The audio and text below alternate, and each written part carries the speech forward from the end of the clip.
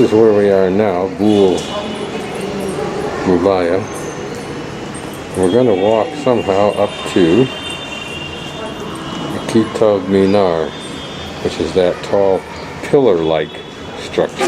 So we'll go right and avoid, for a little while, the hordes of school kids come to visit their heritage. These are probably upper class kids that are in uniforms for private school.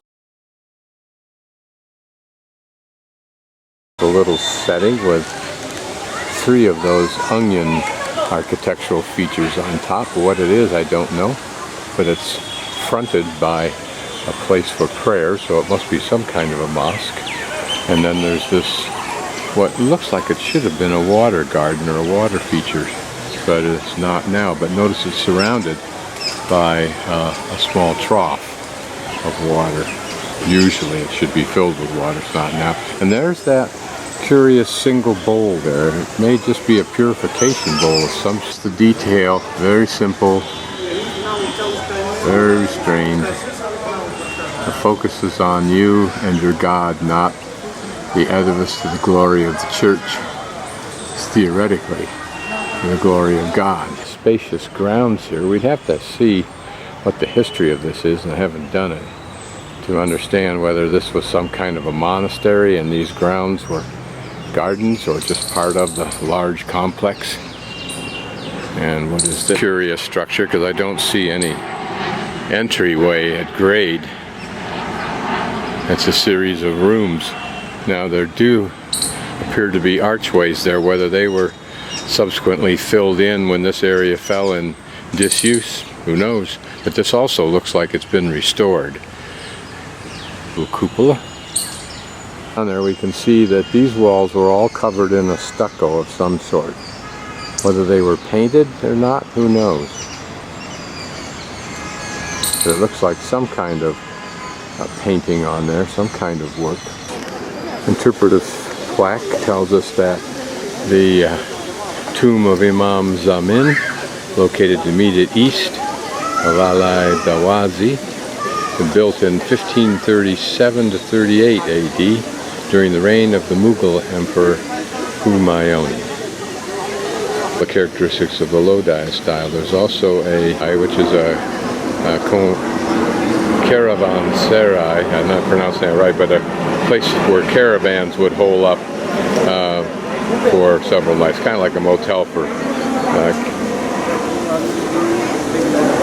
camels. And Sarai is located at the eastern entrance of the gateway. In the north of this Sarai, a late Mughal garden and a mosque in the western sundial and Major Stephen Smith's cupola. Wonder what that is. A colossal minaret, and I'm not sure what the correct term for it is. Don't think it's minaret, and it's not stupid.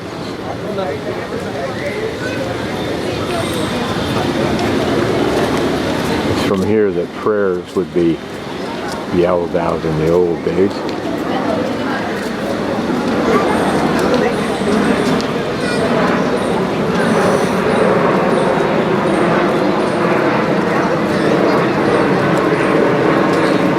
Tomb complex.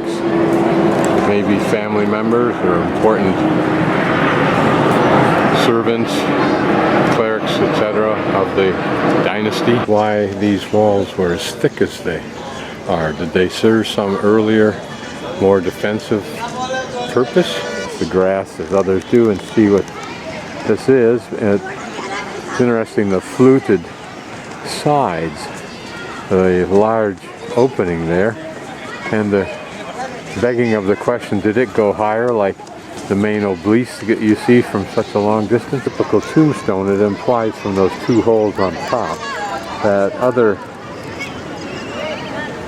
detail rose up from those holes and was supported by them. To look at this, it almost looks like organized erosion that you'd see on the cliff sides of some of the Utah and Colorado land features. But also it looks as though it were cobbled together by man. But notice in these 2 vertical shafts are protruding stone. And here we can see that there's something else inside of this structure. Fluting is too regular in its dimensions to be serendipity.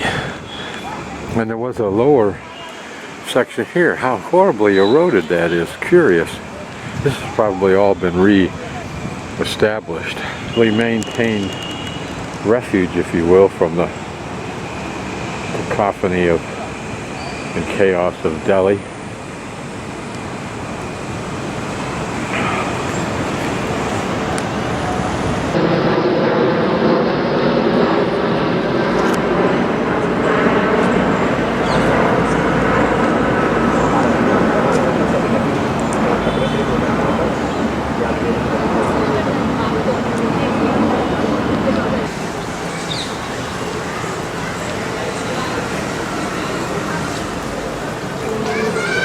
Every time I see this kind of thing, I wonder what the man would think of who carved this. That here lies what he carved, worked so much on for so long. No longer embellishes the temple, but at the very least survives in this lowly position, while others did not at all survive. Held carving.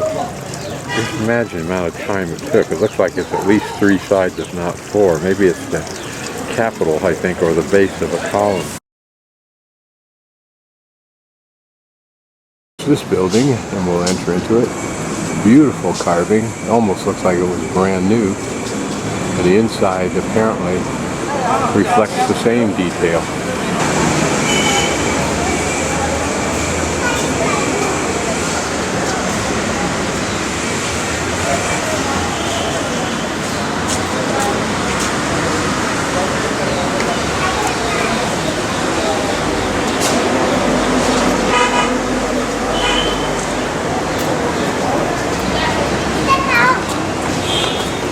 Notice that panel on the left vertically is calligraphy, while the rest is simply design, graphic. Overwhelming display of calligraphy and graphics. Although it reminds me of Catholic churches that have all these magnificent, so high that only the artist probably knows or knew what any of them were. Although I'm sure with our technology and cameras, including mine, we can get a much closer look, but the average person throughout time did not. The cenotaph, I think it is, or at least the gravestone of whoever this person was. I'm guessing that is white marble.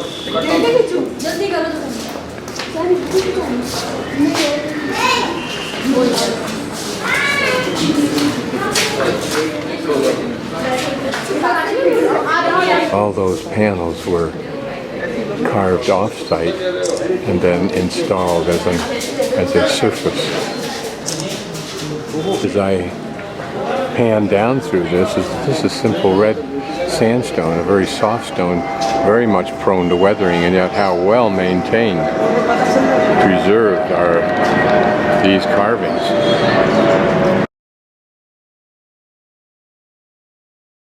Any other place other than a dominant Muslim place, you would think we were inside of the remains of a large church with a huge arch there in the center. Requested I take a photo of him, so I am. Looks like he's a service person or a guard, if you will. That's what I loved about it. Outside we can see that it was some kind of a large structure. Now whether it was covered and whether all the walls completed an actual rectangle, I don't know. Severe weathering. Like its surface is blocks of rock rather than thin panels carved and applied after the fact.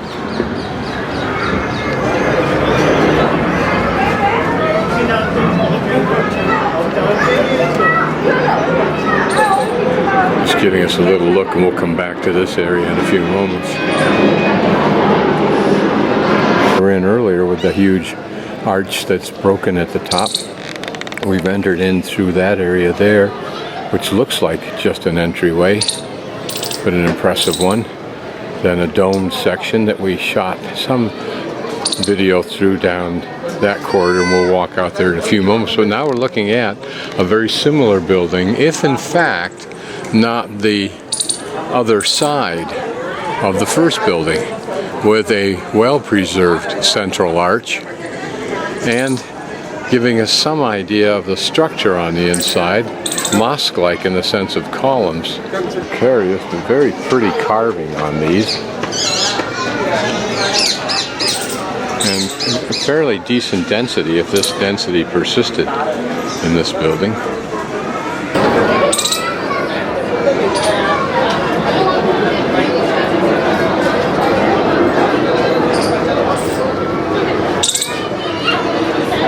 Little domes on top.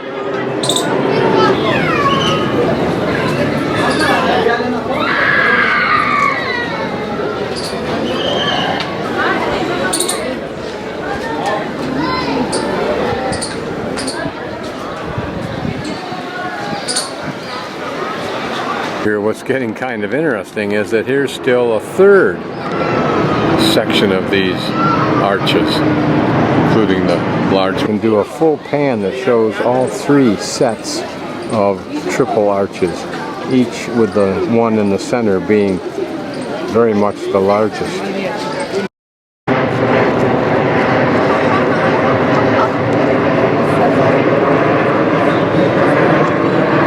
Translation of the inscription on the iron pillar. It was iron, it seemed like it, but let's see if we can capture this.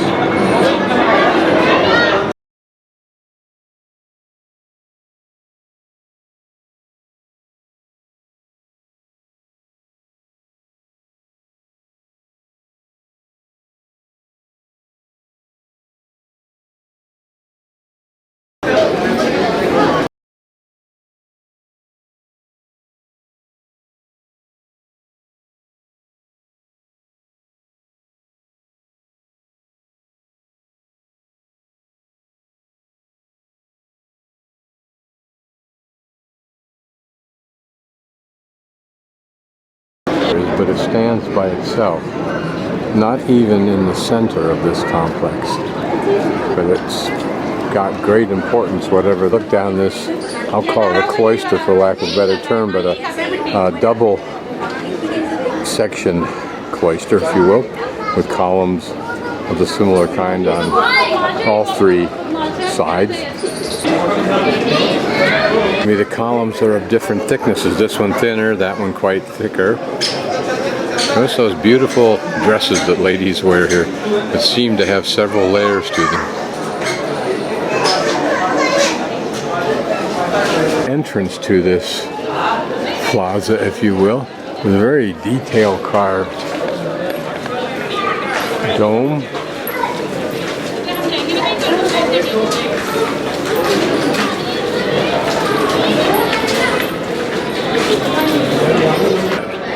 Colonnade, if you will, and then there's a second story also with a what looks like a dome up there, but it is a floor, so it's through this just so you can experience what it's like for me to walk through.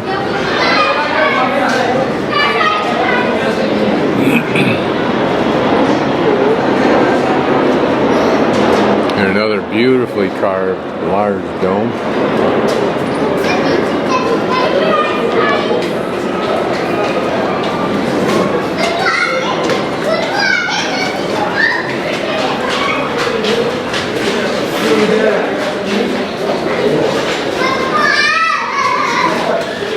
You transition from that area to this area, notice how the columns get very simple in design, and one wonders why.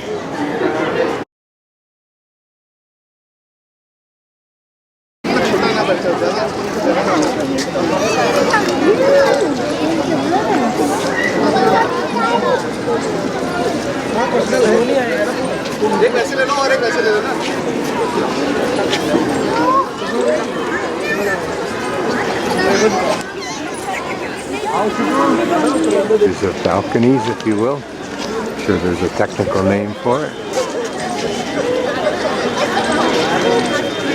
second and third. Must be kind of fun to stand up there.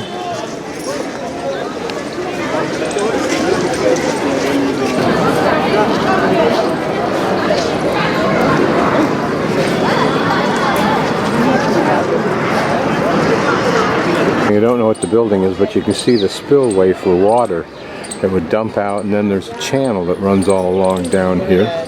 You wonder what that was for. Just simply drainage, or did it perform some more specific function?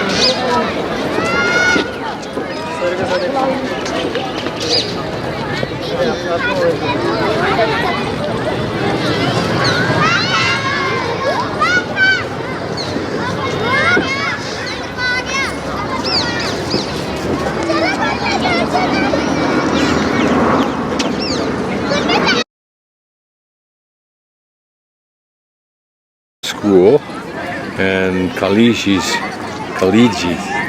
tomb are off this way somewhere, maybe right there. Complex here may be the tomb. It's a series of individual rooms down this wall.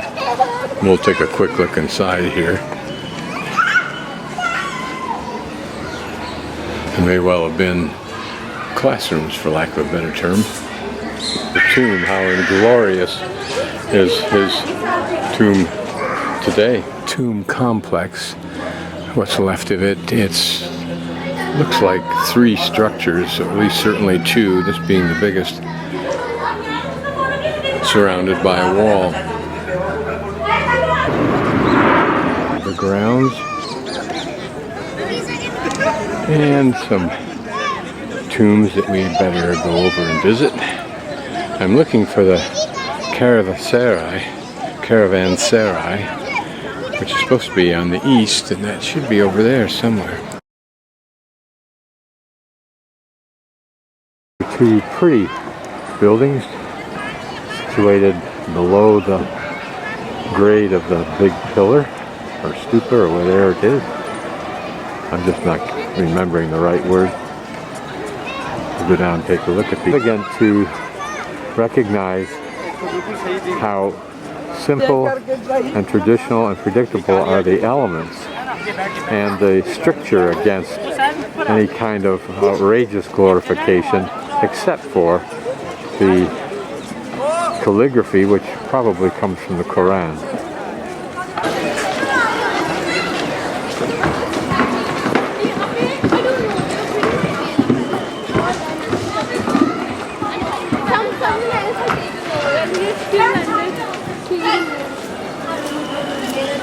Weathered, but it's interesting how those seem to allude to the cobras, whatever they call it, shield, or when it flares.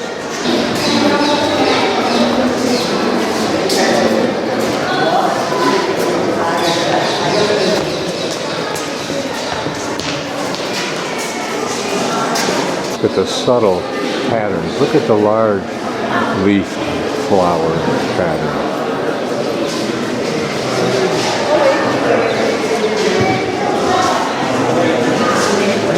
His tomb. I was fantasizing that these grill work you see are what I think are called jalis, J-A-L-I-S, I could be dead wrong, was trying to reflect that this might be something connected with a woman, but I don't know if that's true or not.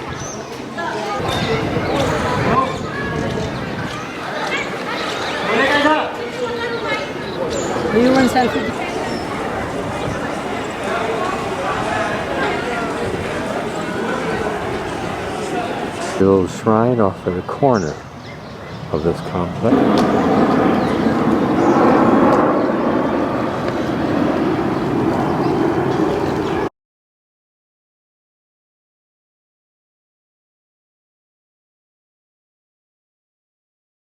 On to Humayun Tomb and this tuk-tuk. After negotiating from 50 down to 40, I should have started at 20 and we'd have ended up at my price at 30. But he said 40 is a good price, and I said no, 200 is a good price. It's the best and easiest way to get around. Humayun tomb area, or complex I should say. Here's one of those signposts that we saw over at the other site.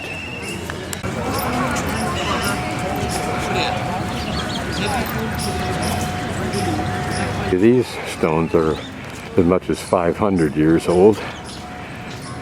Interesting, I've noticed a lot of Europeans that have guides. There seem to be the main purpose of the guide is for them to have somebody to chat with.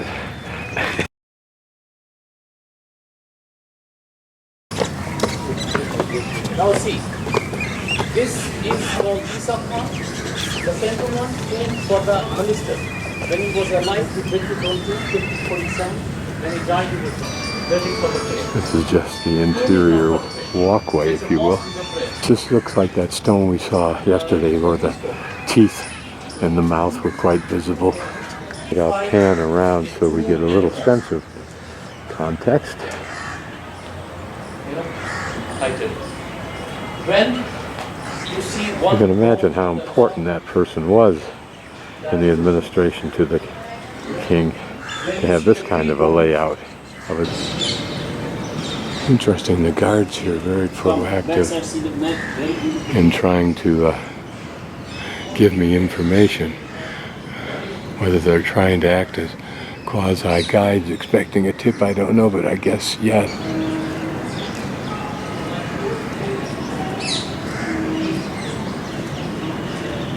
Again, when you look at these arches as opposed to Christian churches, usually, unless you're talking about the, I think, the heavier, more England-based or influenced churches, are these very heavy-looking columns as opposed to the light Gothic, etc. I don't speak as an authority on architecture, I'm merely reflecting my own thoughts.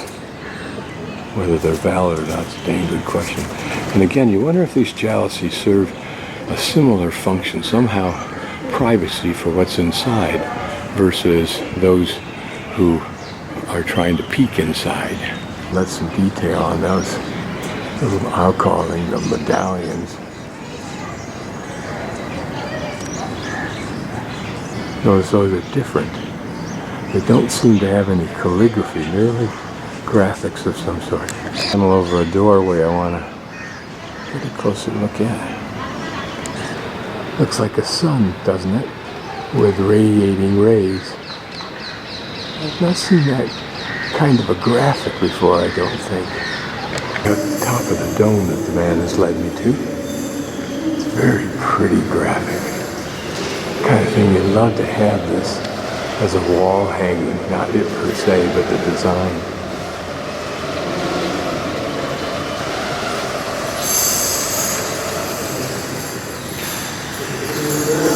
Of course, is that wall that faces Mecca, and whatever this particular device is called, I don't know.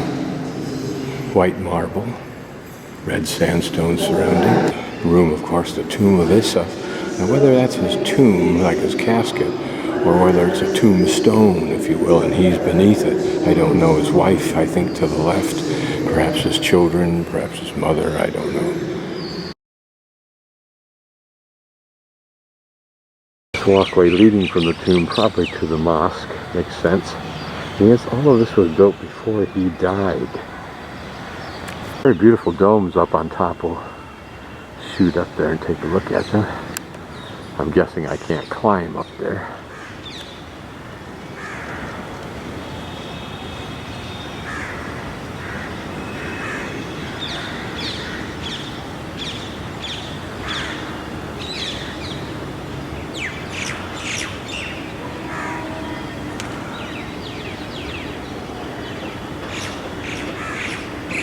Duplicate on the left side. I'm sure all of that looked more dramatic when the main dome was painted a brilliant white. You can assume one that had the power and the money to build such a complex to themselves had an image of themselves, and you wonder to what degree that was religious in nature. The graphics on one of the side entrances, I mean the arches to the side of the main one.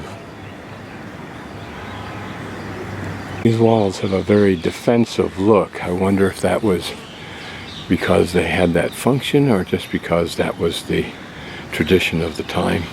Again, overwhelming simplicity, except for these devices that face Mecca. I believe what we're looking at is now is as important as the altar is to the Christian church. And quite simple now, whether it was plastered and painted like the tomb was. I don't know. I would imagine so, but I don't know. It was designed for people to lay their carpets out on this floor and pray to their God. And can we go up these stairs? There's stairs up here, and it's not blocked, but I've got a feeling it doesn't go anywhere. That it's locked off. Wrong again, I see footprints. Once I took my glasses off and accustomed a bit, I thought I saw some light up here, but there's nothing to see. Oh no, there's a gate. There's a stairway that houses a cluster of what looked like mosquitoes and ends against a wall. A little indentation is here. If it were in the southwest, I'd assume it was a grinding hole. Held some ritualistic water. May have had, by analogy, been like those shallow bowls that we've seen a couple of. Looks like a cistern.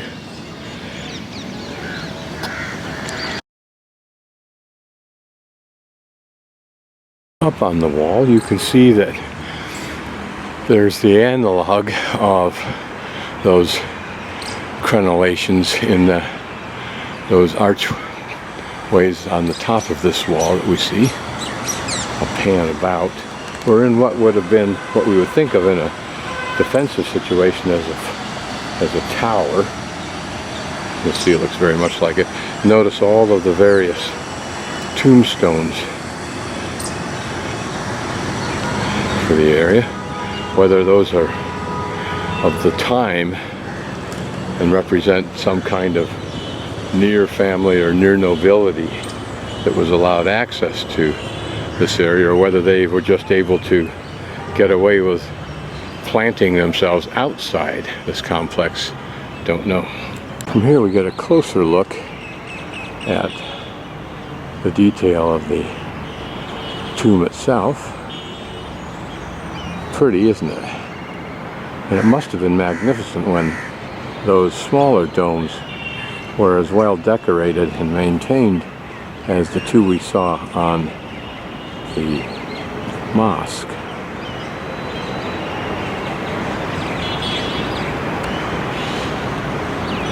Notice that there's two tiers up there. The first tier in which sit those tortoise-like structures, and then the second tier which seems to have more pillar-like structures.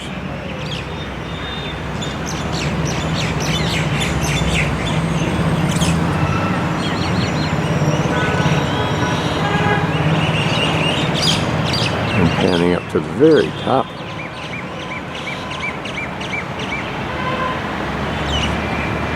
There on the left, our entryway.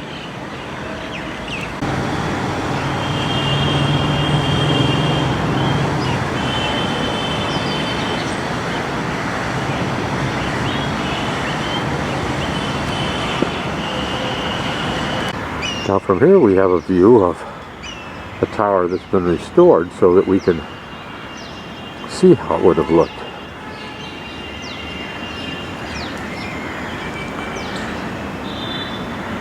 It is a pretty blue. Process of restoring that one, it appears. So someday this may have its original glory. It occurred to me as we were walking about Issa's tomb and mosque that I was at the Emperor Humayun site, and I wondered where all that was. And then I realized that I'm in just a small part of this. So here's the rest, and we'll go over there now. The inside of the little room underneath the tower floors that may have been used who knows what, particularly if it was a defensive structure. We are about to enter into King Humayun, or Emperor Humayun's complex. Rather new, but who's to say? It may be just the entry building into the king's area. Another majestic and huge area it seems to be. My guess is there is the tomb down there. What this was for, I have no idea. But it's a substantial entryway into this. It's interesting you'd have such a magnificent gate for access to the Persian craftsmen.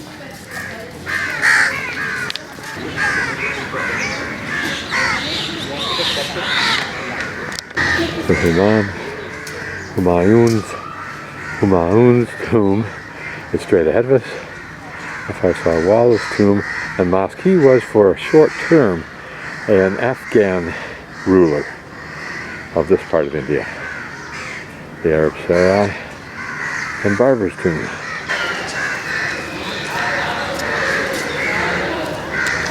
So this is apparently the west gate. These double set of arches to the side. That one over there looks like it's set up as a little place to sit. And it looks like an ideal place. Now whether there were guards there or whether, I have no idea.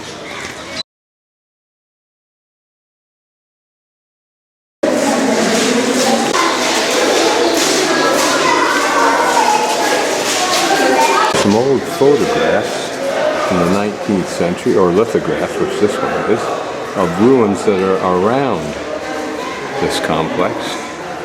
This is the earliest photograph of this tomb. It was British landscaping of this West Gate area. And when the river was flowing through in 1880 AD, the restoration in 1910, and the garden before the 1997. Apparently an attempted to find how the inside of the tomb might have looked like. Colorful with the reds and blues, gold at the top, it looks like.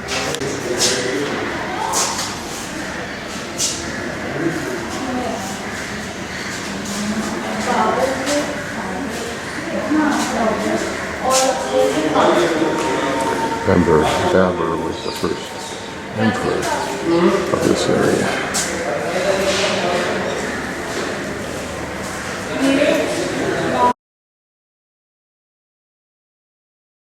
These are some artifacts from Issa Khan's tomb garden.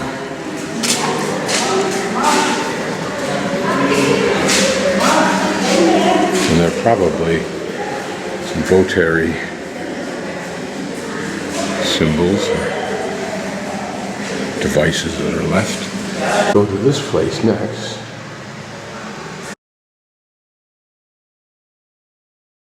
Magnificent area. Surely this emperor believed that the world would long remember and revere him, and they needed an appropriate setting for doing that. I think he gave it to them. India's future, and I suspect these people are of the higher class to appreciate and enjoy that future.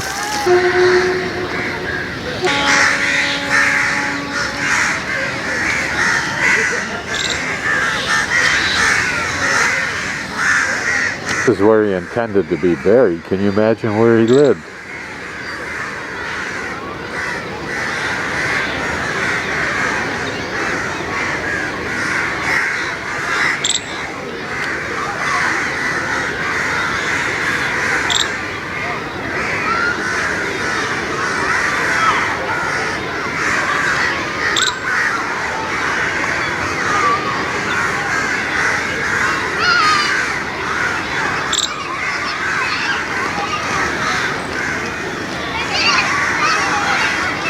Significance of these alcoves is whether each alcove is important in total, kind of like some sites where there's many pictures of Buddha you can see, the more the merit to whomever designed the place.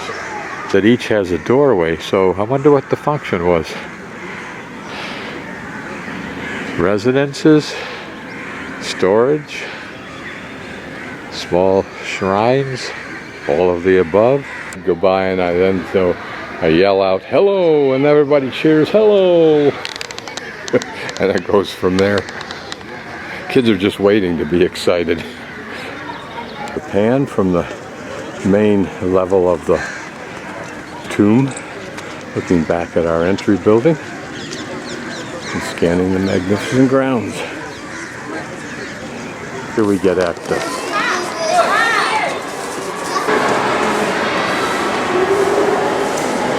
Compare this simple beauty to Alhambra in Spain.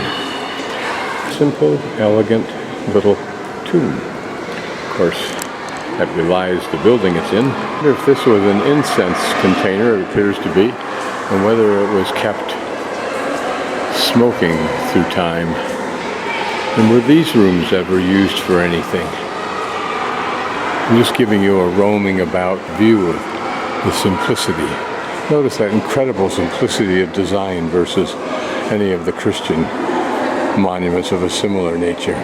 Room with no doubt lesser stones and lesser people. Cool graphics.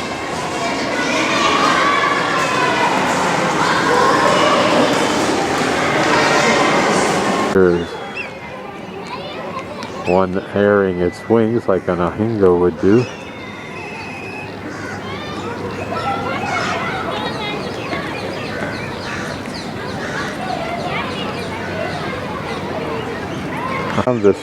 Even this lower grade, as you can see, are even lower graded areas that look like they would be great reservoirs but seem to be intentionally designed as gardens. We'll go down and just wander through. A few flowers that I've seen, and even then quite sparse on this tree. I'm walking on a raised area. What its significance was, I don't know, but here, water pooling into here. I suspect that this was somehow designed to, in the past, water what was ever planted here, and may still do so today.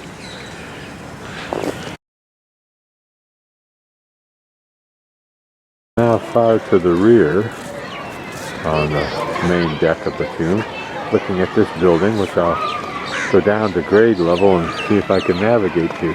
Beautiful, isn't it?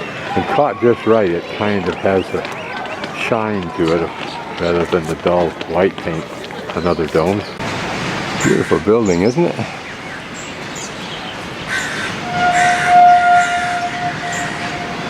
Wonder what the difference in function is of the typical little onion topped monument that we've seen and this one that looks like Granny's sleeping cap. Notice how smaller versions of the same occur up the side, kind of artistically hinting at the grandeur to be seen at the top.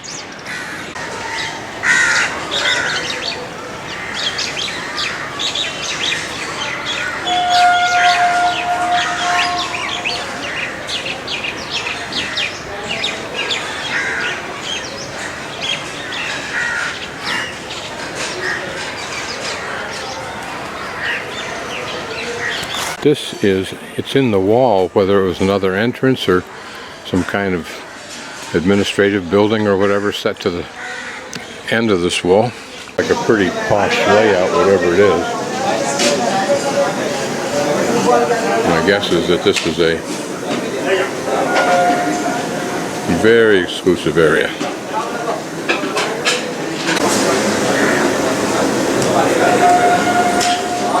And believe it or not, it once again makes me very humble.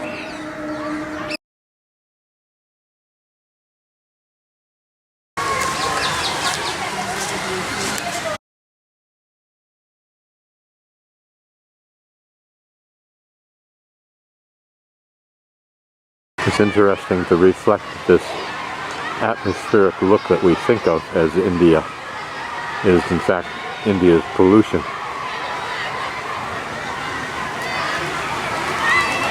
God forbid, if they get rid of the pollution, they're going to have to find some other way to create this haze. So this explains what we've been walking through.